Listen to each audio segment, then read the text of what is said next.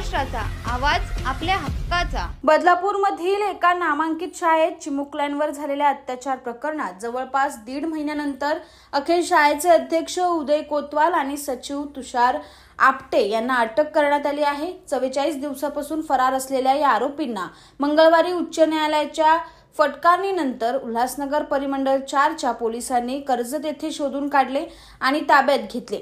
बदलापूर शहरातील या अत्याचाराच्या घटनेने संपूर्ण देशभरात संतापाची लाट उसळली होती। शाळेत चिमुकल्यांवर झालेले अत्याचार उघडकीस आल्यानंतरही शाळेचे मुख्याध्यापक, अध्यक्ष आणि सचिव या जबाबदार व्यक्तींनी प्रकरणाकडे दुर्लक्ष केले। त्यामुळे पालकांमध्ये प्रचंड रोष निर्माण झाला होता। शाळेतील विद्यार्थ्यांच्या पालकांनी अनेकदा व्यवस्थापनाकडे तक्रार केली होती, परंतु त्यांच्या तक्रारींना गंभीरपणे घेतले गेले नाही। 20 ऑगस्ट रोजी संतप्त पालकांनी आणि नागरिकांनी बदलापूर शहरात आंदोलन केले होते। यानंतर न्यायालयाने या गंभीर प्रकरणाची तातडीने दखल घेतली। शाळेच्या व्यवस्थापनाने केलेले दुर्लक्ष पाहून उच्च न्यायालयाने शाळेच्या अध्यक्ष, सचिव आणि इतर जबाबदार व्यक्तींवर गुन्हा दाखल करण्याचे आदेश दिले होते। आदेश मिळताच शाळेचे अध्यक्ष उदय कोतवाल आणि सचिव तुषार आपटे हे फरार झाले।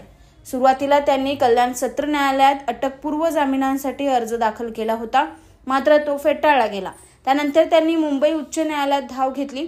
मंगळवारी झालेल्या उच्च न्यायालयाच्या सुनावणीत न्यायालयाने पोलिसांना कठोर शब्दात फटकारले आणि तातडीने आरोपींना अटक करण्याचे आदेश दिले। यावेळी न्यायालयाने दोघांचा अटकपूर्व जामीनही फेटाळला। न्यायालयाच्या आदेशाच्या 24 तासाच्या आतच उल्हासनगर परिमंडळ 4 च्या पोलिसांनी तातडीने कारवाई करत आरोपींना कर्जत येथून शोधून काढले। परिमंडळ 4 चे पोलीस उपायुक्त सचिन गोरे यांनी ही माहिती दिली। त्यांनी सांगितले की आरोपी उदय कोतवाल आणि तुषार आपटे एकत्र होते आणि त्यांना कर्जत येथून ताब्यात घेतले आहे।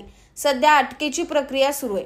फरार आरोपींना जवळपास 1.5 महिन्यानंतर पकडल्यामुळे आणि न्यायालयाच्या हस्तक्षेपानंतरच पोलिसांची तातडीची कारवाई झाल्यामुळे पुन्हा एकदा पोलिसांच्या कार्यक्षमतेवर प्रश्नचिन्ह उपस्थित झाले। न्यायालयाच्या फटकारणीनंतरच आरोपीला अटक करण्यात येणे हा विषय चर्चेचा ठरला आहे। आरोपीवर झालेल्या कारवाईनंतर शाळेतील व्यवस्थापनावर आणि शाळेच्या कार्यपद्धतीवर देखील चौकशीची शक्यता निर्माण झाली। पालकांच्या तक्रारीनुसार या घटनेत इतरही जबाबदार व्यक्तींवर गुन्हे दाखल होण्याची शक्यता आहे। समाजात निर्माण झालेल्या या घटनेमुळे संबंधित शाळेच्या विश्वासार्हतेवर प्रश्नचिन्ह निर्माण झाला असून पालक आपल्या मुलांच्या सुरक्षेविषयी अधिक सजग झाले आहेत।